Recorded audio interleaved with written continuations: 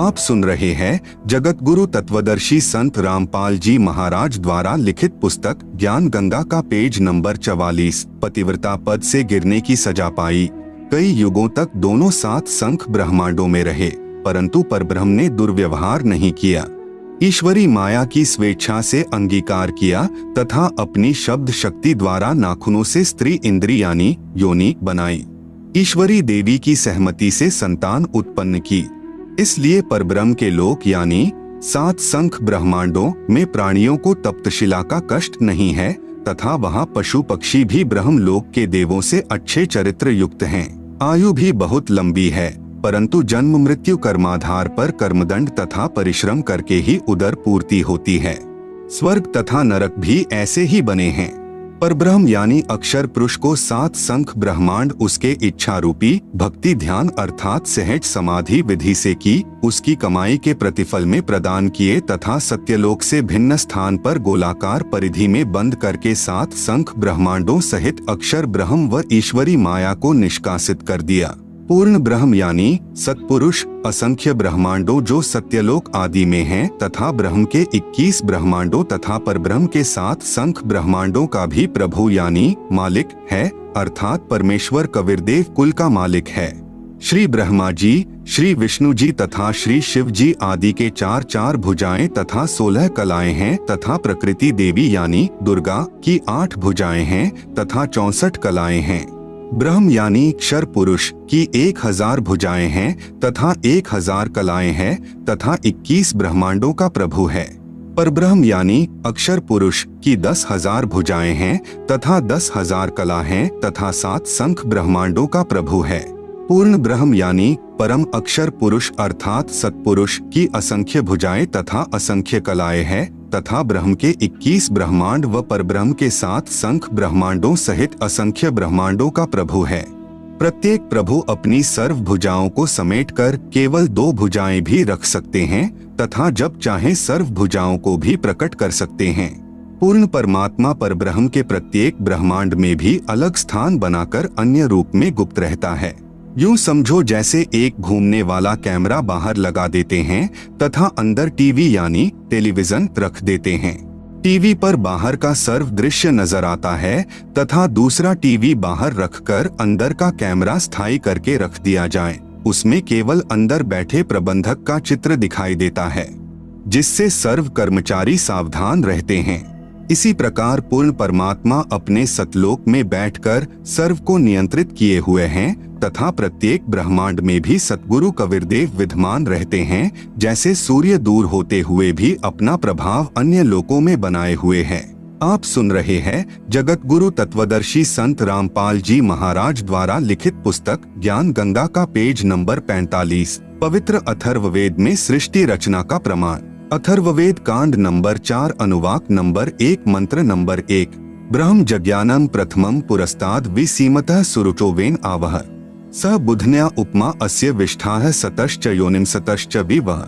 ब्रह्म जज्ञानम प्रथमम पुरस्तात् विसीमतः सुरुचः वेन आवह स बुधन्याः उपमा अस्य विष्ठाः सतः च योनिम असतः च विवह। अनुवाद। प्रथमम यानी प्राचीन अर्थात सनातन, ब्रह्म यानी परमात्मा ने, ज यानी प्रकट होकर, ज्ञानम यानी अपनी सूझबूझ से, पुरस्तात् यानी शिखर में अर्थात सतलोक आदि को, सुरुचः यानी स्वेच्छा से बड़े चाव से स्वप्रकाशित, विसीमतः यानी सीमा रहित अर्थात विशाल सीमा वाले भिन्न लोकों को रचा।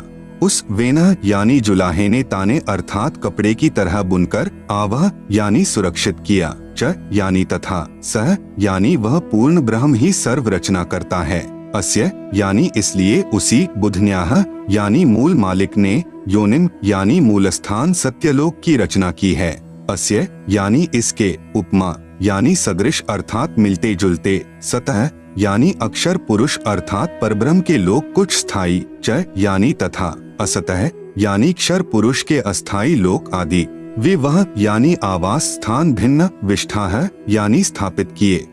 भावार्थ। पवित्र वेदों को बोलने वाला ब्रह्म यानी काल कह रहा है कि सनातन परमेश्वर ने स्वयं अनामय यानी अनामी लोक से सत्यलोक में प्रकट होकर अपनी सूझबूझ से कपड़े की तरह रचना करके ऊपर के सतलोक आदि को सीमा रहित स्वप्रकाशित अजर अमर अर्थात अविनाशी ठहराए तथा नीचे के परब्रह्म के साथ संख ब्रह्मांड तथा ब्रह्म के 21 ब्रह्मांड व इनमें छोटी से छोटी रचना भी उसी परमात्मा ने अस्थायी की है। प्रार्थना। पाठक जन चित्र में ऊपर के लोकों की सीमाएं देखेंगे तो मन में शंका उत्पन्न होगी कि वेदों में लिखा है सीमाएं नहीं है, इसलिए चित्र ठीक नहीं है। सीमा रहित लोक एक ही हो सकता है, अन्य होगा तो सीमा अवश्य होगी। इसलिए यहाँ स्पष्ट करता हूँ कि परमात्मा की लीला अद्भुत है। वह अनामी लोक के अतिरिक्त अन्य लोकों का विस्तार अधिक व कम करता रहता है, इसलिए इनका व्यास यानी परिधि सीमित नहीं है। अथर्ववेद कांड नंबर 4 अनुवाक नंबर 1 मंत्र नंबर 2। यम पितया राष्ट्रेयत्वग्रे प्रथमाय जनुषे भुवनेष्ठा है तस्मा एतम सुरुचम हवार्मह्यम धर्मम श्रीणान्तु प्रथमाय धास्यवे। यम पितया राष्ट्री एतु अग्रे प्रथमाय जनुषे भुवनेष्ठा तस्मा एतम सुरुचम हवार्मह्यम धर्मम श्रीणान्तु प्रथमाय धास्यवे। अनुवाद। यम यानी इसी, पितृया यानी जगत पिता परमेश्वर ने, एतु यानी इस, अग्रे यानी सर्वोत्तम, प्रथमाय यानी सर्व से पहली माया परानंदनी, राष्ट्री यानी राजेश्वरी शक्ति अर्थात पराशक्ति जिसके गुण को आकर्षण शक्ति भी कहते हैं, को जनुषे यानी उत्पन्न करके, भुवनेष्ठा यानी लोक स्थापना की, तस्मा यानी उसी परमेश्वर ने, सुरुचम यानी बड़े चाव के साथ स्वेच्छा से, एतम यानी इस, प्रथमाय यानी प्रथम उत्पत्ति की शक्ति अर्थात पराशक्ति के द्वारा, हवार्मह्यम यानी एक दूसरे के वियोग को रोकने अर्थात आकर्षण शक्ति के, श्रीणान्तु यानी गुरुत्व आकर्षण को परमात्मा ने आदेश दिया सदा रहो उस कभी समाप्त न होने वाले, धर्मम यानी स्वभाव से, धास्यवे यानी धारण करके ताने अर्थात कपड़े की तरह बुनकर रोके हुए हैं। आप सुन रहे हैं जगत गुरु तत्वदर्शी संत रामपाल जी महाराज द्वारा लिखित पुस्तक ज्ञान गंगा का पेज नंबर 46। भावार्थ। जगत पिता परमेश्वर ने अपनी शब्द शक्ति से राष्ट्रीय अर्थात सबसे पहली माया राजेश्वरी उत्पन्न की तथा उसी पराशक्ति के द्वारा एक दूसरे को आकर्षण शक्ति से रोकने वाले कभी न समाप्त होने वाले गुण से उपरोक्त सर्व ब्रह्मांडों को स्थापित किया है। अथर्ववेद कांड नंबर 4 अनुवाक नंबर 1 मंत्र नंबर 3। प्रयोजगे विद्वानस्य बंधुर्विश्वा देवानाम जनिमा विवक्ति ब्रह्म ब्रह्मण उज्जभार मध्यान्नी चैरुच्चैः स्वधा अभिप्रतस्थ। प्रयोजगे विद्वानस्य बंधुः विश्वा देवानाम जनिमा विवक्ति ब्रह्म ब्रह्मण उज्जभार मध्यात् निचैः उच्चैः स्वधा अभिप्रतस्थ। अनुवाद। प्र यानी सर्वप्रथम, देवानाम यानी देवताओं व ब्रह्मांडों की, जगे यानी उत्पत्ति के ज्ञान को, विद्वानस्य यानी जिज्ञासु भक्त का, यह यानी जो, बंधुः यानी वास्तविक साथी अर्थात पूर्ण परमात्मा ही अपने निज सेवक को, जनिमा यानी अपने द्वारा सृजन किए हुए को, विवक्ति यानी स्वयं ही ठीक ठीक विस्तार पूर्वक बताता है कि, ब्रह्मणः यानी पूर्ण परमात्मा ने, मध्यात् यानी अपने मध्य से अर्थात शब्द शक्ति से, ब्रह्म है यानी ब्रह्मक्षर पुरुष अर्थात काल को, उज्जभार यानी उत्पन्न करके, विश्वा यानी सारे संसार को अर्थात सर्व लोकों को, उच्चैः यानी ऊपर सत्यलोक आदि, निचैः यानी नीचे परब्रह्म व ब्रह्म के यानी सर्व ब्रह्मांड, स्वधा यानी अपनी धारण करने वाली, अभियः यानी आकर्षण शक्ति से, प्रतस्थौ यानी दोनों को अच्छी प्रकार स्थित किया। भावार्थ। पूर्ण परमात्मा अपने द्वारा रची सृष्टि का ज्ञान तथा सर्व आत्माओं की उत्पत्ति का ज्ञान अपने निजी दास को स्वयं ही सही बताता है कि पूर्ण परमात्मा ने अपने मध्य अर्थात अपने शरीर से अपनी शब्द शक्ति के द्वारा ब्रह्म यानी शर पुरुष काल की उत्पत्ति की तथा सर्व ब्रह्मांडों को ऊपर सतलोक, अलखलोक, अगमलोक, अनामी लोक आदि तथा नीचे परब्रह्म के साथ संख ब्रह्मांड तथा ब्रह्म के 21 ब्रह्मांडों को अपनी धारण करने वाली आकर्षण शक्ति से ठहराया हुआ है। जैसे पूर्ण परमात्मा कबीर परमेश्वर यानी कबीरदेव ने अपने निजी सेवक अर्थात सखा श्री धर्मदास जी, आदरणीय गरीबदास जी आदि को अपने द्वारा रची सृष्टि का ज्ञान स्वयं ही बताया। उपरोक्त वेद मंत्र भी यही समर्थन कर रहा है। अथर्ववेद कांड नंबर 4 अनुवाक नंबर 1 मंत्र नंबर 4। स हि दिवः स पृथिव्या ऋतस्था मही क्षेमं रोदसी अकस्भायत महान मही अस्कभायत विजातः धाम सदम पार्थिवम च रजय। स हि दिवः स पृथिव्या ऋतस्था मही क्षेमं रोदसी अकस्भायत महान मही अस्कभायत विजातः धाम सदम पार्थिवम च रजय।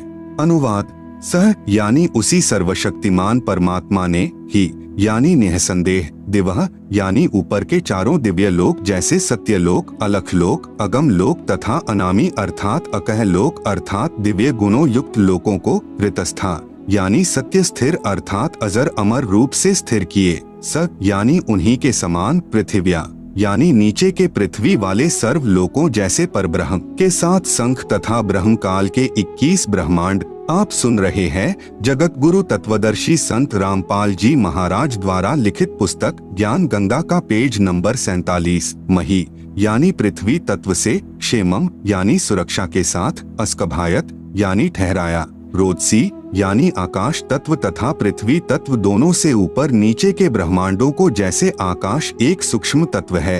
आकाश का गुण शब्द है। पूर्ण परमात्मा ने ऊपर के लोक शब्द रूप रचे जो तेजपुंज के बनाए हैं तथा नीचे के परब्रह्म यानी अक्षर पुरुष के सप्त संख ब्रह्मांड तथा ब्रह्मक्षर पुरुष के 21 ब्रह्मांडों को पृथ्वी तत्व से अस्थायी रचा। महान यानी पूर्ण परमात्मा ने, पार्थिवम यानी पृथ्वी वाले, वि यानी भिन्न भिन्न, धाम यानी लोक, च यानी और, सदम यानी आवास स्थान, मही यानी पृथ्वी तत्व से, रजह यानी प्रत्येक ब्रह्मांड में छोटे छोटे लोकों की, जातः यानी रचना करके, अस्कभायत यानी स्थिर किया। भावार्थ: ऊपर के चारों लोक सत्यलोक, अलख लोक, अगम लोक, अनामी लोक, यह तो अजर अमर स्थायी अर्थात अविनाशी रचे हैं तथा नीचे के ब्रह्म तथा परब्रह्म के लोकों को अस्थायी रचना करके तथा अन्य छोटे छोटे लोक भी उसी परमेश्वर ने रचकर स्थिर किए। अथर्ववेद कांड नंबर 4 अनुवाक नंबर 1 मंत्र 5। स बुधन्यादाष्ट्र जनुषो अभ्यग्रम बृहस्पतिर्देवता तस्य सम्राट आर्य शुक्रम ज्योतिषो जनिष्ठात् द्युमन्तो वि वसन्तु विप्राः। स बुधन्यात् आष्ट्र जनुषे अभि अग्रम बृहस्पतिः देवता तस्य सम्राट अह यत् शुक्रम ज्योतिषः जनिष्ठ अथ द्युमन्तः वि वसन्तु विप्राः। अनुवाद: सह यानी उसी, बुधन्यात यानी मूल मालिक से, अभि अग्रम यानी सर्वप्रथम स्थान पर, आष्ट्र यानी अष्टंगी माया दुर्गा अर्थात प्रकृति देवी, जनुषेह यानी उत्पन्न हुई क्योंकि नीचे के परब्रह्म व ब्रह्म के लोकों का प्रथम स्थान सतलोक है, यह तीसरा धाम भी कहलाता है। तस्य यानी इस दुर्गा का भी मालिक यही, सम्राट यानी राजाधिराज, बृहस्पतिः यानी सबसे बड़ा पति व जगत गुरु, देवता यानी परमेश्वर है, यत यानी जिससे, अह यानी सबका वियोग हुआ, अथ यानी इसके बाद, ज्योतिषः यानी ज्योति रूप निरंजन अर्थात काल के, शुक्रम यानी वीर्य अर्थात बीज शक्ति से, जनिष्ठ यानी दुर्गा के उदर से उत्पन्न होकर, विप्राह यानी भक्त आत्माएं, वि यानी अलग से, धूमन्तः यानी मनुष्य लोक तथा स्वर्ग लोक में ज्योति निरंजन के आदेश से दुर्गा ने कहा, वसंतु यानी निवास करो अर्थात वे निवास करने लगी। भावार्थ: पूर्ण परमात्मा ने ऊपर के चारों लोकों में से जो नीचे से सबसे प्रथम अर्थात सत्यलोक में आष्ट्रा अर्थात अष्टंगी यानी प्रकृति देवी दुर्गा की उत्पत्ति की। यही राजाधिराज जगत गुरु पूर्ण परमेश्वर यानी सत्पुरुष है जिससे सबका वियोग हुआ है। फिर सर्व प्राणी ज्योति निरंजन यानी काल के वीर्य यानी बीज से दुर्गा यानी आष्ट्रा के गर्भ द्वारा उत्पन्न होकर स्वर्ग लोक व पृथ्वी लोक पर निवास करने लगे। अथर्ववेद कांड नंबर 4 अनुवाक नंबर 1 मंत्र 6। नूनम तदस्य काव्यो हिनोति महोदेवस्य पूर्व्यस्य धाम एष जगे बहुभिः सात्मित्था पूर्वे अर्धे विशिते ससन्नु। नूनम तत् अस्य काव्यः महादेवस्य पूर्व्यस्य धाम हिनोति पूर्वे विशिते एष जगे बहुभिः साकम इत्था अर्धे ससन्नु। आप सुन रहे हैं जगत गुरु तत्वदर्शी संत रामपाल जी महाराज द्वारा लिखित पुस्तक ज्ञान गंगा का पेज नंबर 48। अनुवाद: नूनम यानी निसंदेह, तत् यानी वह पूर्ण परमेश्वर अर्थात तत् ब्रह्म ही, अस्य यानी इस, काव्य यानी भक्त आत्मा जो पूर्ण परमेश्वर की भक्ति विधिवत करता है को वापिस, महा यानी सर्वशक्तिमान, देवस्य यानी परमेश्वर के, पूर्व्यस्य यानी पहले के, धाम यानी लोक में अर्थात सत्यलोक में, हिनोति यानी भेजता है, पूर्वे यानी पहले वाले, विशिते यानी विशेष चाहे हुए, एश यानी इस परमेश्वर को व जगह यानी सृष्टि उत्पत्ति के ज्ञान को जानकर, बहुभ्यः यानी बहुत आनंद, साकम यानी के साथ, अर्धे यानी आधा, ससन यानी सोता हुआ, इत्था यानी विधिवत इस प्रकार, नु यानी सच्ची आत्मा से स्तुति करता है। भावार्थ, वही पूर्ण परमेश्वर सत्य साधना करने वाले साधक को उसी पहले वाले स्थान यानी सत्यलोक में ले जाता है जहाँ से बिछुड़ कर आए थे। वहाँ उस वास्तविक सुखदायी प्रभु को प्राप्त करके खुशी से आत्म विभोर होकर मस्ती से स्तुति करता है कि हे परमात्मा, असंख्य जन्मों के भूले भटकों को वास्तविक ठिकाना मिल गया। इसी का प्रमाण पवित्र ऋग्वेद मंडल 10 सूक्त 90 मंत्र 16 में भी है। आदरणीय गरीबदास जी को इसी प्रकार पूर्ण परमात्मा कबीरदेव यानी कबीर परमेश्वर स्वयं सत्य भक्ति प्रदान करके सत्यलोक लेकर गए थे। तब अपनी अमृतवाणी में आदरणीय गरीबदास जी महाराज ने आंखों देखकर कहा, गरीब अजब नगर में ले गए हमको सतगुरु आन, झिलके बिंब अगाध गति सुते चादरतान। अथर्ववेद कांड नंबर 4 अनुवाक नंबर 1 मंत्र 7। यो अथर्वाणम पित्तरम देवबंधुम बृहस्पतिम नमसाव च गच्छात त्वं विश्वेशाम जनिता यथा स कबीरदेवो न दभायत स्वधावान। यह अथर्वाणम पित्तरम देवबंधुम बृहस्पतिम नमसा अव च गच्छात त्वं विश्वेशाम जनिता यथा स कबीरदेवः न दभायत स्वधावान। अनुवाद, यह यानी जो अथर्वाणम यानी अचल अर्थात अविनाशी, पित्तरम यानी जगत पिता, देव बंधुम यानी भक्तों का वास्तविक साथी अर्थात आत्मा का आधार, बृहस्पतिम यानी जगत गुरु, च यानी तथा, नमसा यानी विनम्र पुजारी अर्थात विधिवत साधक को, अव यानी सुरक्षा के साथ, गच्छात यानी सतलोक गए हुओं को अर्थात जिनका पूर्ण मोक्ष हो गया, वे सत्यलोक में जा चुके हैं, उनको सतलोक ले जाने वाला, विश्वेशाम यानी सर्व ब्रह्मांडों की, जनिता यानी रचना करने वाला जगदम्बा अर्थात माता वाले गुणों से भी युक्त, न दभायत यानी काल की तरह धोखा न देने वाले, स्वधावान यानी स्वभाव अर्थात गुणों वाला, यथा यानी ज्यों का त्यों अर्थात वैसा ही,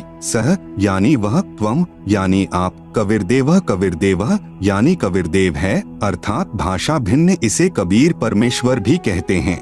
भावार्थ, इस मंत्र में यह भी स्पष्ट कर दिया कि उस परमेश्वर का नाम कबीरदेव अर्थात कबीर परमेश्वर है जिसने सर्व रचना की है, जो परमेश्वर अचल अर्थात वास्तव में अविनाशी, गीता अध्याय 15 श्लोक 16-17 में भी प्रमाण है। जगत गुरु आत्माधार जो पूर्ण मुक्त होकर सत्यलोक गए हैं, उनको सतलोक ले जाने वाला, सर्व ब्रह्मांडों का रचनहार, काल यानी ब्रह्म की तरह धोखा न देने वाला, ज्यों का त्यों वह स्वयं कबीरदेव अर्थात कबीर प्रभु है।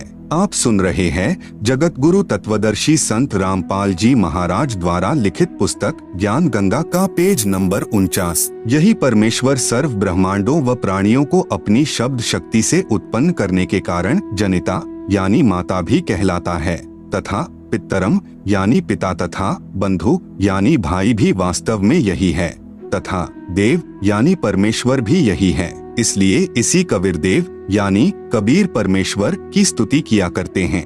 त्वमेव माता च पिता त्वमेव बंधु च सखा त्वमेव विद्या च द्रविणम त्वमेव सर्वम मम देव। इसी परमेश्वर की महिमा का पवित्र ऋग्वेद मंडल नंबर 1 सूक्त नंबर 24 में विस्तृत विवरण है। पवित्र ऋग्वेद में सृष्टि रचना का प्रमाण, ऋग्वेद मंडल 10 सूक्त 90 मंत्र 1, सहस्र शीर्षा पुरुषः सहस्राक्षः सहस्रपात् स भूमिं विश्वतोम वरित्वात्यतिष्ठत् दशांगुलम। सहस्र शीर्षा पुरुषः सहस्राक्षः सहस्रपात् स भूमिं विश्वतः वृत्वा अत्यातिष्ठत् दशंगुलम। अनुवाद, पुरुषः यानी विराट रूप काल भगवान अर्थात क्षर पुरुष, सहस्र शीर्षा यानी 1000 सिरों वाला, सहस्राक्षः यानी 1000 आँखों वाला, सहस्रपात यानी 1000 पैरों वाला है, स यानी वह काल, भूमिम यानी पृथ्वी वाले 21 ब्रह्मांडों को, विश्वतः यानी सब ओर से, दशंगुलम यानी 10 अंगुलियों से अर्थात पूर्ण रूप से काबू किए हुए, वृत्वा यानी गोलाकार घेरे में घेर कर, अत्यातिष्ठत यानी इससे बढ़कर अर्थात अपने काल लोक में सबसे न्यारा भी 21वें ब्रह्मांड में ठहरा है अर्थात रहता है। भावार्थ, इस मंत्र में विराट यानी काल ब्रह्म का वर्णन है। गीता अध्याय 10-11 में भी इसी काल ब्रह्म का ऐसा ही वर्णन है। अध्याय 11 मंत्र नंबर 46 में अर्जुन ने कहा है कि हे सहस्राबाहु अर्थात 1000 भुजा वाले, आप अपने चतुर्भुज रूप में दर्शन दीजिए, जिसके हजारों हाथ पैर, हजारों आंखें कान आदि हैं। वह विराट रूप काल यानी क्षर प्रभु अपने अधीन सर्व प्राणियों को पूर्ण काबू करके अर्थात 20 ब्रह्मांडों को गोलाकार परिधि में रोककर स्वयं इनसे ऊपर यानी अलग 21वें ब्रह्मांड में बैठा है। ऋग्वेद मंडल 10 सूक्त 90 मंत्र 2। पुरुष एवेदम सर्वम यद्भूतम यच्च भाव्यम उतामृतत्वस्येशानो यदन्नेनातिरोहति। पुरुष एव इदम सर्वम यत् भूतम यत् च भाव्यम उत अमृतत्वस्य ईशानः यत् अन्नेन अतिरोहति। अनुवाद एव यानी इसी प्रकार कुछ सही तौर पर पुरुष यानी भगवान है, वह अक्षर पुरुष अर्थात परब्रह्म है। च यानी और इदम यानी यह, यत यानी जो, भूतम यानी उत्पन्न हुआ है, यत यानी जो, भाव्यम यानी भविष्य में होगा, सर्वम यानी सब, यत यानी प्रयत्न से अर्थात मेहनत द्वारा, अन्नेन यानी अन्न से। जगत गुरु तत्वदर्शी संत रामपाल जी महाराज द्वारा लिखित पुस्तक ज्ञान गंगा का पेज नंबर 50 पर ऊपर जड़ नीचे शाखा वाला उल्टा लटका हुआ संसार रूपी वृक्ष का चित्र दिया गया है, जिसे आप पुस्तक में देख सकते हैं। आप सुन रहे हैं जगत गुरु तत्वदर्शी संत रामपाल जी महाराज द्वारा लिखित पुस्तक ज्ञान गंगा का पेज नंबर 51। अतिरोहति यानी विकसित होता है। यह अक्षर पुरुष भी उत यानी संदेह युक्त, अमृतत्वस्य यानी मोक्ष का, ईशानः यानी स्वामी है, अर्थात भगवान तो अक्षर पुरुष भी कुछ सही है, परंतु पूर्ण मोक्षदायक नहीं है। भावार्थ, इस मंत्र में परब्रह्म यानी अक्षर पुरुष का विवरण है, जो कुछ भगवान वाले लक्षणों से युक्त है, परंतु इसकी भक्ति से भी पूर्ण मोक्ष नहीं है, इसलिए इसे संदेह युक्त मुक्तिदाता कहा है। इसे कुछ प्रभु के गुणों युक्त इसलिए कहा है कि यह काल की तरह तप्तशिला पर भून कर नहीं खाता, परंतु इस परब्रह्म के लोक में भी प्राणियों को परिश्रम करके कर्माधार पर ही फल प्राप्त होता है तथा अन्न से ही सर्व प्राणियों के शरीर विकसित होते हैं। जन्म तथा मृत्यु का समय भले ही काल यानी क्षर पुरुष से अधिक है, परंतु फिर भी उत्पत्ति प्रलय तथा 84 लाख योनियों में यातना बनी रहती है। मंडल 10 सूक्त 90 मंत्र 3। एतावानस्य महिमातो ज्यायाश्च पुरुषः पादोऽस्य विश्वा भूतानि त्रिपादस्यामृतम दिवि। तावान अस्य महिमा अतः ज्यायान च पुरुषः पादः अस्य विश्वा भूतानि त्रिपाद अस्य अमृतम दिवि। अनुवाद अस्य यानी इस अक्षर पुरुष अर्थात परब्रह्म की तो एतावान यानी इतनी ही महिमा यानी प्रभुता है, च यानी तथा, पुरुषः यानी वह परम अक्षर ब्रह्म अर्थात पूर्ण ब्रह्म परमेश्वर तो अतः यानी इससे भी, जायान यानी बड़ा है, विश्वा यानी समस्त, भूतानी यानी क्षर पुरुष तथा अक्षर पुरुष तथा इनके लोकों में तथा सत्यलोक तथा इन लोकों में जितने भी प्राणी हैं, अस्य यानी इस पूर्ण परमात्मा परम अक्षर पुरुष का, पादः यानी एक पैर है अर्थात एक अंश मात्र है, अस्य यानी इस परमेश्वर के, त्रि यानी 3, दिवि यानी दिव्य लोक जैसे सत्यलोक, अलख लोक, अगम लोक, अमृतम यानी अविनाशी, पाद यानी दूसरा पैर है, अर्थात जो भी सर्व ब्रह्मांडों में उत्पन्न है वह सत्य पुरुष पूर्ण परमात्मा का ही अंश या अंग है। भावार्थ, इस ऊपर के मंत्र 2 में वर्णित अक्षर पुरुष यानी परब्रह्म की तो इतनी ही महिमा है तथा वह पूर्ण पुरुष कबीरदेव तो इससे भी बड़ा है, अर्थात सर्वशक्तिमान है तथा सर्व ब्रह्मांड उसी के अंश मात्र पर ठहरे हैं। इस मंत्र में 3 लोकों का वर्णन इसलिए है क्योंकि चौथा अनामी यानी अनामय लोक अन्य रचना से पहले का है। यही 3 प्रभु यानी क्षर पुरुष, अक्षर पुरुष तथा इन दोनों से अन्य परम अक्षर पुरुष का विवरण श्रीमद् भगवत गीता अध्याय 15 श्लोक संख्या 16-17 में है। इसी का प्रमाण आदरणीय गरीबदास साहेब जी कहते हैं कि गरीब जाके अर्धरूम पर सकल पसारा, ऐसा पूर्ण ब्रह्म हमारा।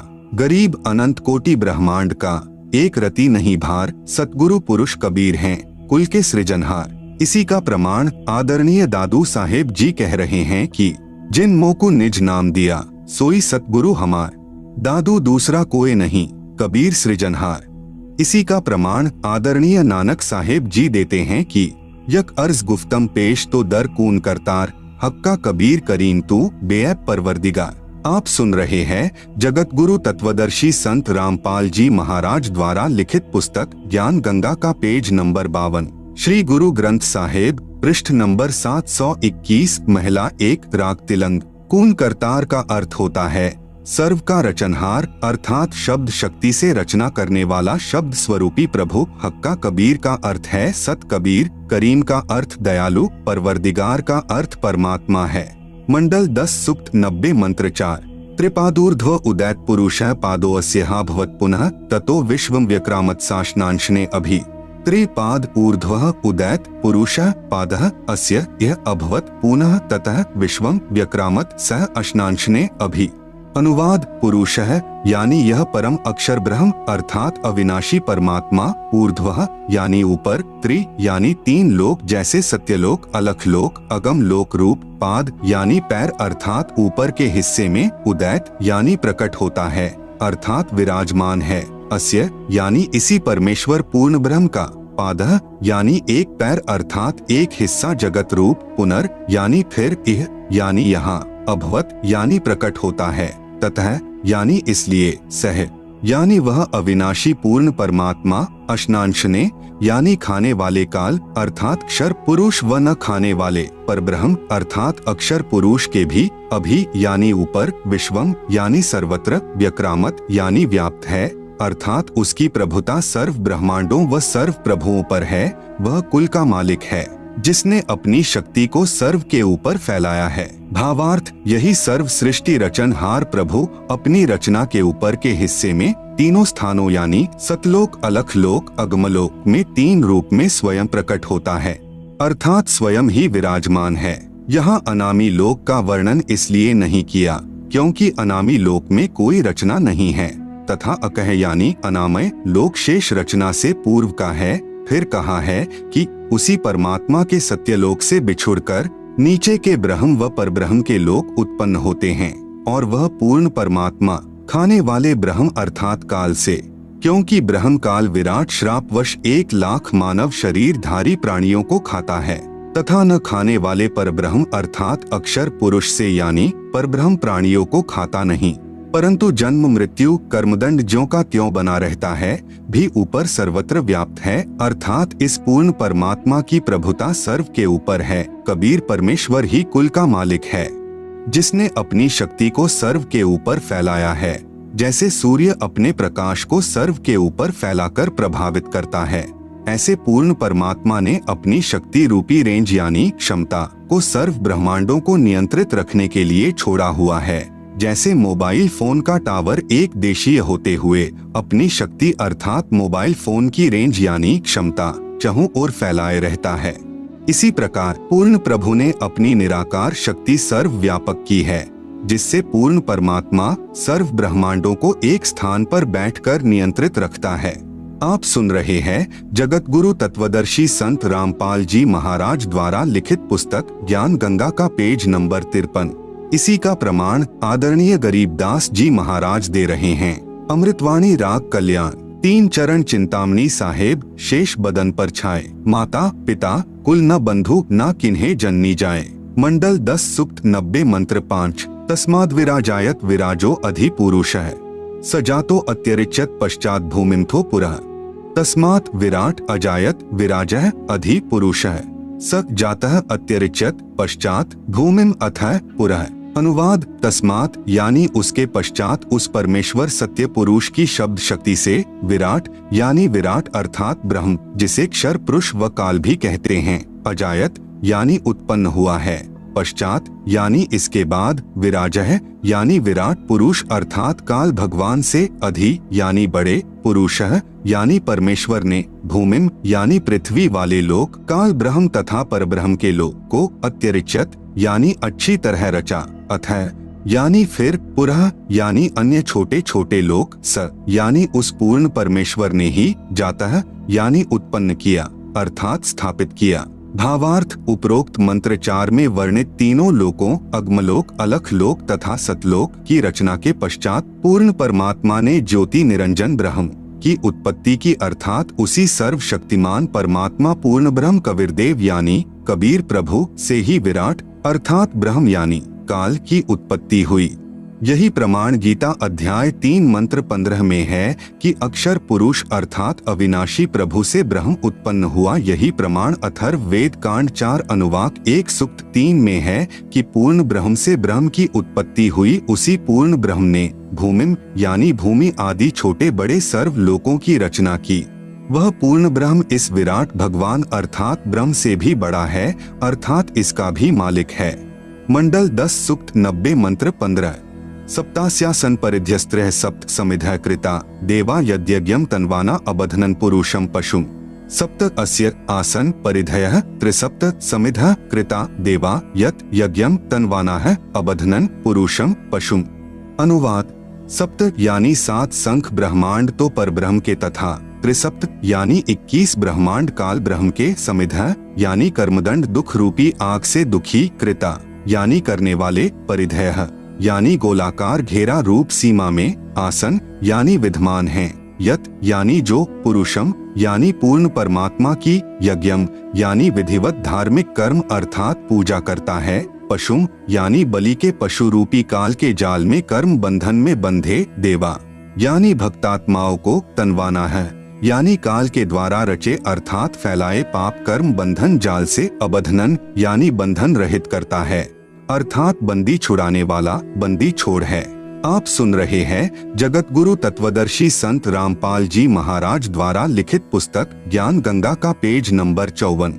भावार्थ: 7 संख ब्रह्मांड पर ब्रह्म के तथा 21 ब्रह्मांड ब्रह्म के हैं, जिनमें गोलाकार सीमा में बंद पाप कर्मों की आग में जल रहे प्राणियों को वास्तविक पूजा विधि बताकर सही उपासना करवाता है, जिस कारण से बलि दिए जाने वाले पशु की तरह जन्म मृत्यु के काल यानी ब्रह्म के खाने के लिए तप्तशिला के कष्ट से पीड़ित भक्तात्माओं को काल के कर्म बंधन के फैलाए जाल को तोड़कर बंधन रहित करता है, अर्थात बंधन छुड़वाने वाला बंदी छोड़ है। इसी का प्रमाण पवित्र यजुर्वेद अध्याय 5 मंत्र 32 में है कि कविरंघारिसी, कविर यानी कबीर परमेश्वर, अंग यानी पाप का, अरि यानी शत्रु, असी यानी है अर्थात पाप विनाशक कबीर है, बंभारिसी बंभारी यानी बंधन का शत्रु अर्थात बंदी छोड़ कबीर परमेश्वर, असी यानी है। मंडल 10 सूक्त 90 मंत्र 16। यज्ञेन यज्ञमयजंत देवास्तानि धर्माणि प्रथमान्यासन तेह नाकम महिमानः सचंत यत्र पूर्वे साध्याः सन्ति देवाः।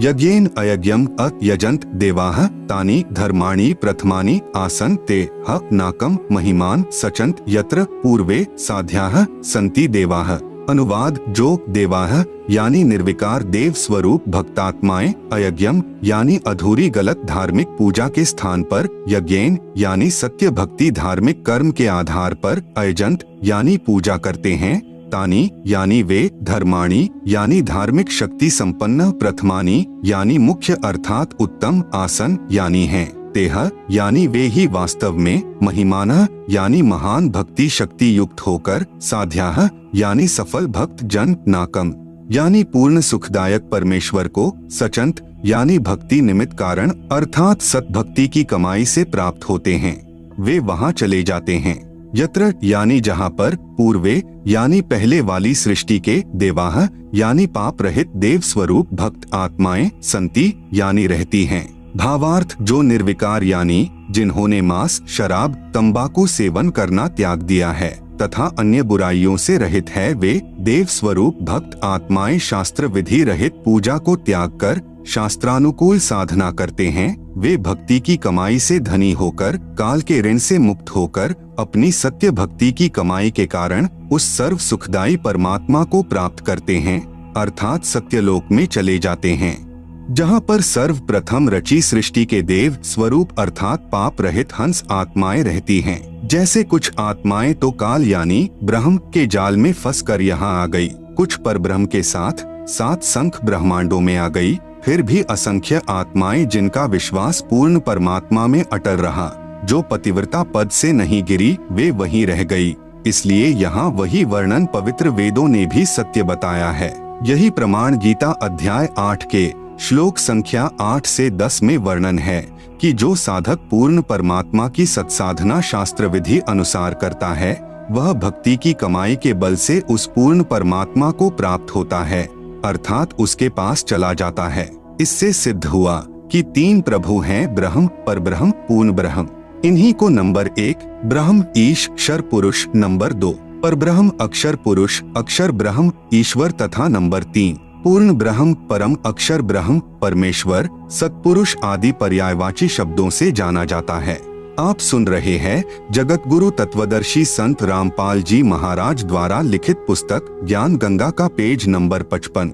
यही प्रमाण ऋग्वेद मंडल 9 सूक्त 96 मंत्र 17 से 20 में स्पष्ट है कि पूर्ण परमात्मा कबीरदेव यानी कबीर परमेश्वर शिशु रूप धारण करके प्रकट होता है तथा अपना निर्मल ज्ञान अर्थात तत्व ज्ञान कबीरगीर भी है यानी कबीर वाणी के द्वारा अपने अनुयायियों को बोल बोल कर वर्णन करता है। वह कबीरदेव यानी कबीर परमेश्वर ब्रह्म यानी क्षर पुरुष के धाम तथा परब्रह्म यानी अक्षर पुरुष के धाम से भिन्न जो पूर्ण ब्रह्म यानी परम अक्षर पुरुष का तीसरा रिद्धाम यानी सतलोक है, उसमें आकार में विराजमान है तथा सतलोक से चौथा अनामी लोक है, उसमें भी यही कबीरदेव यानी कबीर परमेश्वर अनामी पुरुष रूप में मनुष्य सदृश आकार में विराजमान है। पवित्र श्रीमद् देवी महापुराण में सृष्टि रचना का प्रमाण ब्रह्मा विष्णु तथा शिव के माता पिता दुर्गा और ब्रह्म के योग से ब्रह्मा विष्णु और शिव का जन्म। पवित्र श्रीमद् देवी महापुराण 3 स्कंद अध्याय 1 से 3 गीता प्रेस गोरखपुर से प्रकाशित। अनुवादकर्ता श्री हनुमान प्रसाद पोद्दार तथा चिमन लाल गोस्वामी जी। पृष्ठ नंबर 114 से पृष्ठ नंबर 114 से 118 तक विवरण है कि कितने ही आचार्य भवानी को संपूर्ण मनोरथ पूर्ण करने वाली बताते हैं। वह प्रकृति कहलाती है तथा ब्रह्म के साथ अभेद संबंध है। जैसे पत्नी को अर्धांगिनी भी कहते हैं अर्थात दुर्गा ब्रह्म यानी काल की पत्नी है। एक ब्रह्मांड की सृष्टि रचना के विषय में राजा श्री परीक्षित के पूछने पर श्री व्यास जी ने बताया कि मैंने श्री नारद जी से पूछा था कि हे देवर्षे इस ब्रह्मांड की रचना कैसे हुई। मेरे इस प्रश्न के उत्तर में श्री नारद जी ने कहा कि मैंने अपने पिता श्री ब्रह्मा जी से पूछा था कि हे पिताश्री इस ब्रह्मांड की रचना आपने की या श्री विष्णु जी इसके रचयिता हैं या शिव जी ने रचा है, सच सच बताने की कृपा करें। तब मेरे पूज्य पिता श्री ब्रह्मा जी ने बताया कि बेटा नारद मैंने अपने आप को कमल के फूल पर बैठा पाया था, मुझे नहीं मालूम इस अगाध जल में मैं कहां से उत्पन्न हो गया। 1000 वर्ष तक पृथ्वी का अन्वेषण करता रहा, कहीं जल का उरछोर नहीं पाया। फिर आकाशवाणी हुई कि तप करो। 1000 वर्ष तक तप किया, फिर से सृष्टि करने की आकाशवाणी हुई। इतने में मधु और कैटभ नाम के 2 राक्षस आए। उनके भय से मैं कमल का डंठल पकड़कर नीचे उतरा। वहां भगवान विष्णु जी शेष शैया पर अचेत पड़े थे। उनमें से एक स्त्री यानी प्रेतवत प्रविष्ट दुर्गा निकली। वह आकाश में आभूषण पहने दिखाई देने लगी। तब भगवान विष्णु होश में आए। अब मैं तथा विष्णु जी 2 थे। इतने में भगवान शंकर भी आ गए। देवी ने हमें विमान में बैठाया तथा ब्रह्मलोक में ले गई। वहाँ एक ब्रह्मा एक विष्णु तथा एक शिव को और देखा। फिर एक देवी देखी, उसे देखकर विष्णु जी ने विवेक पूर्वक निम्न वर्णन किया। ब्रह्म काल ने भगवान विष्णु को चेतना प्रदान कर दी। उसको अपने बाल्यकाल की याद आई, तब बचपन की कहानी सुनाई। आप सुन रहे हैं जगत गुरु तत्वदर्शी संत रामपाल जी महाराज द्वारा लिखित पुस्तक ज्ञान गंगा का पेज नंबर 56 पृष्ठ नंबर 119 से 120 पर भगवान विष्णु जी ने श्री ब्रह्मा जी तथा श्री शिव जी से कहा कि यह हम तीनों की माता है, यही जगत जननी प्रकृति देवी है। मैंने इस देवी को तब देखा था जब मैं छोटा सा बालक था। यह मुझे पालने में झुला रही थी। 3 स्कंद पृष्ठ नंबर 123 पर श्री विष्णु जी ने श्री दुर्गा जी की स्तुति करते हुए कहा, तुम शुद्ध स्वरूपा हो, यह सारा संसार तुम ही से उद्भासित हो रहा है। मैं यानी विष्णु ब्रह्मा और शंकर हम सभी तुम्हारी कृपा से ही विद्यमान हैं। हमारा आविर्भाव यानी जन्म और तिरोभाव यानी मृत्यु हुआ करता है, अर्थात हम तीनों देव नाशवान हैं, केवल तुम ही नित्य यानी अविनाशी हो, जगत जननी हो, प्रकृति देवी हो। भगवान शंकर बोले, देवी यदि महाभाग विष्णु तुम ही से प्रकट यानी उत्पन्न हुए हैं तो उनके बाद उत्पन्न होने वाले ब्रह्मा भी तुम्हारे ही बालक हुए। फिर मैं तमोगुणी लीला करने वाला शंकर क्या तुम्हारी संतान नहीं हुआ, अर्थात मुझे भी उत्पन्न करने वाली तुम ही हो। विचार करें, उपरोक्त विवरण से सिद्ध हुआ कि श्री ब्रह्मा जी, श्री विष्णु जी, श्री शिव जी नाशवान हैं, मृत्युंजय यानी अजर अमर व सर्वेश्वर नहीं हैं, तथा दुर्गा यानी प्रकृति के पुत्र हैं, तथा ब्रह्म यानी काल सदाशिव इनका पिता है। तीसरा स्कंद पृष्ठ नंबर 125 पर ब्रह्मा जी के पूछने पर कि हे माता, वेदों में जो ब्रह्म कहा है वह आप ही हैं या कोई अन्य प्रभु है? इसके उत्तर में यहाँ तो दुर्गा कह रही है कि मैं तथा ब्रह्म एक ही हैं। फिर इसी स्कंद अध्याय 6 के पृष्ठ नंबर 129 पर कहा है कि अब मेरा कार्य सिद्ध करने के लिए विमान पर बैठकर तुम लोग शीघ्र पधारो यानी जाओ। कोई कठिन कार्य उपस्थित होने पर जब तुम मुझे याद करोगे तब मैं सामने आ जाऊंगी। देवताओं मेरा यानी दुर्गा का तथा ब्रह्म का ध्यान तुम्हें सदा करते रहना चाहिए। हम दोनों का स्मरण करते रहोगे तो तुम्हारे कार्य सिद्ध होने में तनिक भी संदेह नहीं है। उपरोक्त व्याख्या से स्वसिद्ध है कि दुर्गा यानी प्रकृति तथा ब्रह्म यानी काल ही तीनों देवताओं के माता पिता हैं, तथा ब्रह्मा, विष्णु व शिव जी नाशवान हैं व पूर्ण शक्ति युक्त नहीं हैं। तीनों देवताओं श्री ब्रह्मा जी, श्री विष्णु जी, श्री शिव जी की शादी दुर्गा यानी प्रकृति देवी ने की। पृष्ठ नंबर 128, 129 पर तीसरे स्कंद में गीता अध्याय नंबर 7 का श्लोक नंबर 12, ये च एव सात्विकाः भावाः राजसाः तामसाः च ये मतः एव इति तान विद्धि न तु अहम तेषु ते मयि। अनुवाद, च यानी और एव यानी भी, ये यानी जो, सात्विकाः यानी सत्वगुण विष्णु जी से स्थिति, भावाः यानी भाव हैं, और ये यानी जो, राजसाः यानी रजोगुण ब्रह्मा जी से उत्पत्ति, च यानी तथा, तामसाः यानी तमोगुण शिव से सहार हैं, तान यानी उन सबको तू, मतः एव यानी मेरे द्वारा सुनियोजित नियमानुसार ही होने वाले हैं, इति यानी ऐसा, विद्धि यानी जान, तु यानी परंतु वास्तव में, तेषु यानी उनमें, अहम यानी मैं और ते यानी वे, मई यानी मुझ में, न यानी नहीं है। आप सुन रहे हैं जगत गुरु तत्वदर्शी संत रामपाल जी महाराज द्वारा लिखित पुस्तक ज्ञान गंगा का पेज नंबर 57। पवित्र शिव महापुराण में सृष्टि रचना का प्रमाण। काल ब्रह्म व दुर्गा से विष्णु, ब्रह्मा व शिव की उत्पत्ति। इसी का प्रमाण पवित्र श्री शिव पुराण गीता प्रेस गोरखपुर से प्रकाशित अनुवादकर्ता श्री हनुमान प्रसाद पोद्दार इसके अध्याय 6 रुद्र संहिता पृष्ठ नंबर 100 पर कहा है कि जो मूर्ति रहित पर ब्रह्म है उसी की मूर्ति भगवान सदाशिव है। इनके शरीर से एक शक्ति निकली, वह शक्ति अंबिका, प्रकृति यानी दुर्गा, त्रिदेव जननी यानी श्री ब्रह्मा जी, श्री विष्णु जी तथा श्री शिव जी को उत्पन्न करने वाली माता कहलाई, जिसकी 8 भुजाएं हैं। वे जो सदाशिव हैं उन्हें शिव, शंभु और महेश्वर भी कहते हैं। पृष्ठ नंबर 101 पर वे अपने सारे अंगों में भस्म रमाए रहते हैं। उन काल रूपी ब्रह्म ने एक शिवलोक नामक क्षेत्र का निर्माण किया। फिर दोनों ने पति पत्नी का व्यवहार किया, जिससे एक पुत्र उत्पन्न हुआ। उसका नाम विष्णु रखा। शिव पुराण पृष्ठ नंबर 102।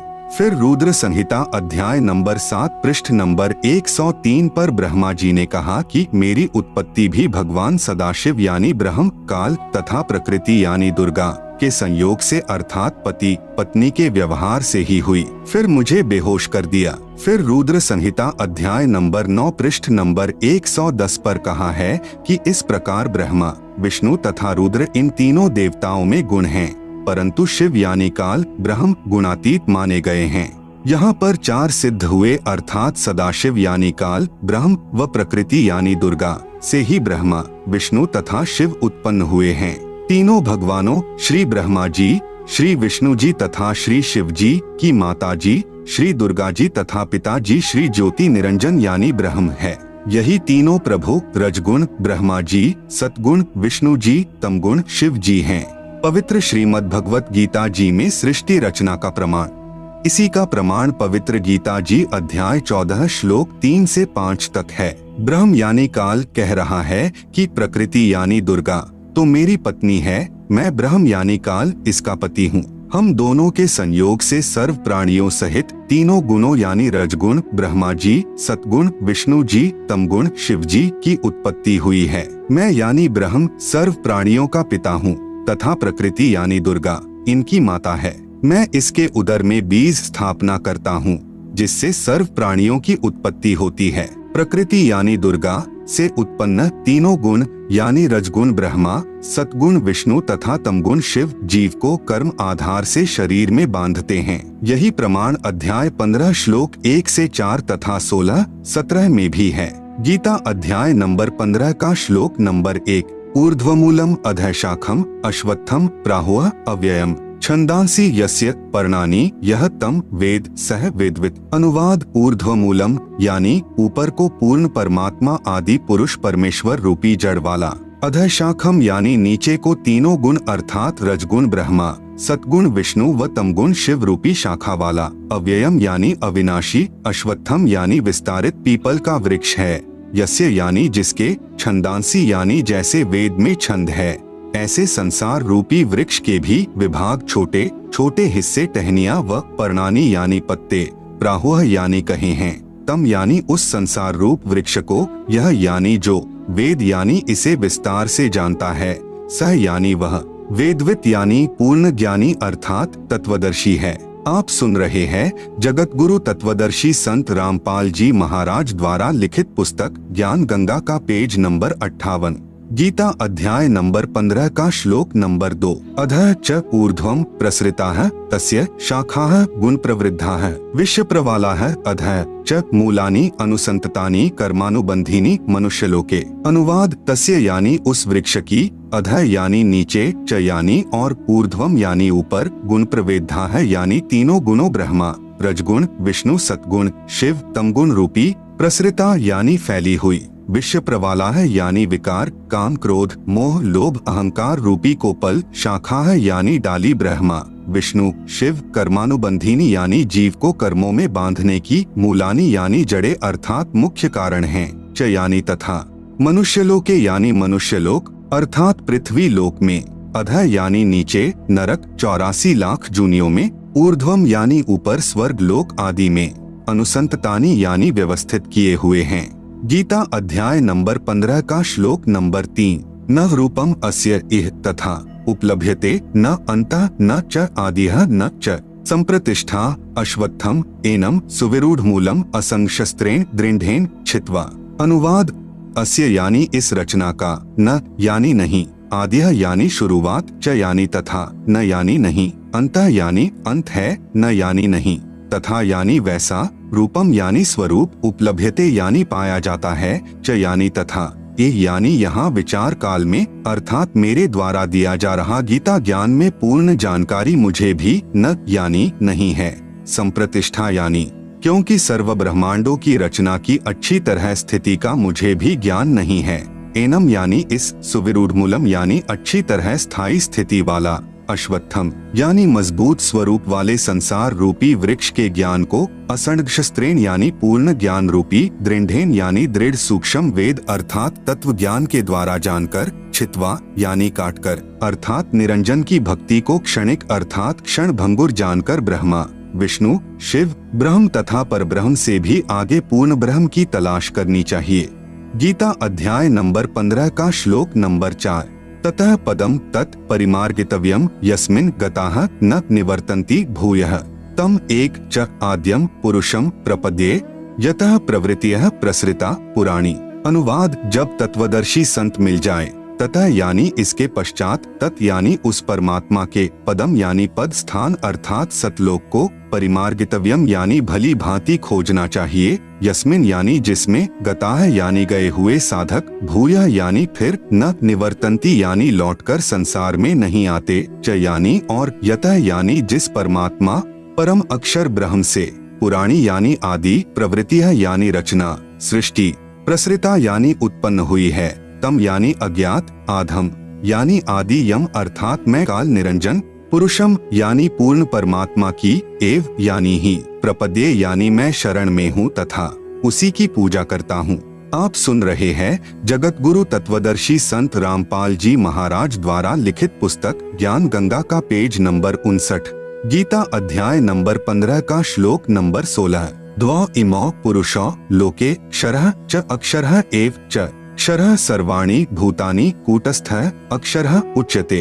अनुवाद: लोके यानी इस संसार में, द्वौ यानी दो प्रकार के, क्षरः यानी नाशवान, च यानी और, अक्षरः यानी अविनाशी, पुरुषौ यानी भगवान हैं, एव यानी इसी प्रकार, इमौ यानी इन दोनों प्रभुओं के लोकों में, सर्वाणी यानी संपूर्ण, भूतानि यानी प्राणियों के शरीर तो, क्षरः यानी नाशवान, च यानी और, कूटस्थः यानी जीवात्मा, अक्षरः यानी अविनाशी, उच्यते यानी कहा जाता है।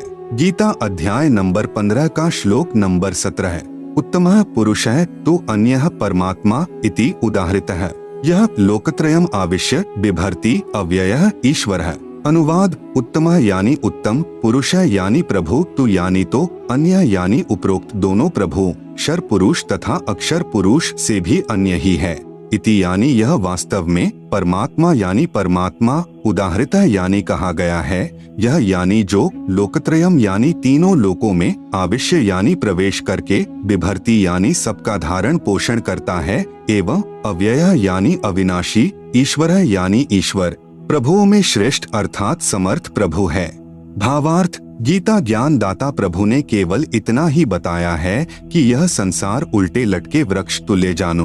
ऊपर जड़े यानी मूल तो पूर्ण परमात्मा है, नीचे टहनियां आदि अन्य हिस्से जानो।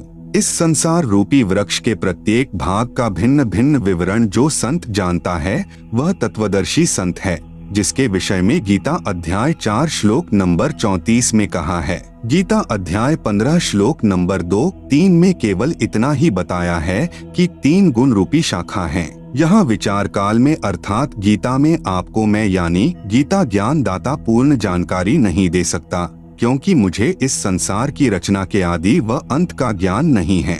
उसके लिए गीता अध्याय 4 श्लोक नंबर 34 में कहा है कि किसी तत्वदर्शी संत से उस पूर्ण परमात्मा का ज्ञान जानो। इस गीता अध्याय 15 श्लोक 1 में उस तत्वदर्शी संत की पहचान बताई है कि वह संसार रूपी वृक्ष के प्रत्येक भाग का ज्ञान कराएगा, उसी से पूछो। गीता अध्याय 15 के श्लोक 4 में कहा है कि उस तत्वदर्शी संत के मिल जाने के पश्चात उस परमपद परमेश्वर की खोज करनी चाहिए, अर्थात उस तत्वदर्शी संत के बताए अनुसार साधना करनी चाहिए, जिससे पूर्ण मोक्ष यानी अनादि मोक्ष प्राप्त होता है। गीता अध्याय 15 श्लोक 16-17 में स्पष्ट किया है कि 3 प्रभु हैं, एक क्षर पुरुष यानी ब्रह्म, दूसरा अक्षर पुरुष यानी परब्रह्म, तीसरा परम अक्षर पुरुष यानी पूर्ण ब्रह्म। क्षर पुरुष तथा अक्षर पुरुष वास्तव में अविनाशी नहीं हैं। वह अविनाशी परमात्मा तो इन दोनों से अन्य ही है। वही तीनों लोकों में प्रवेश करके सर्व का धारण पोषण करता है। उपरोक्त श्रीमद् भगवत गीता अध्याय 15 श्लोक 1 से 4 तथा 16-17 में यह प्रमाणित हुआ कि उल्टे लटके हुए संसार रूपी वृक्ष की मूल अर्थात जड़ तो परम अक्षर ब्रह्म अर्थात पूर्ण ब्रह्म है, जिससे पूर्ण वृक्ष का पालन होता है, तथा वृक्ष का जो हिस्सा पृथ्वी के तुरंत बाहर जमीन के साथ दिखाई देता है वह तना होता है, उसे अक्षर पुरुष अर्थात परब्रह्म जानो। आप सुन रहे हैं जगत गुरु तत्वदर्शी संत रामपाल जी महाराज द्वारा लिखित पुस्तक ज्ञान गंगा का पेज नंबर 60।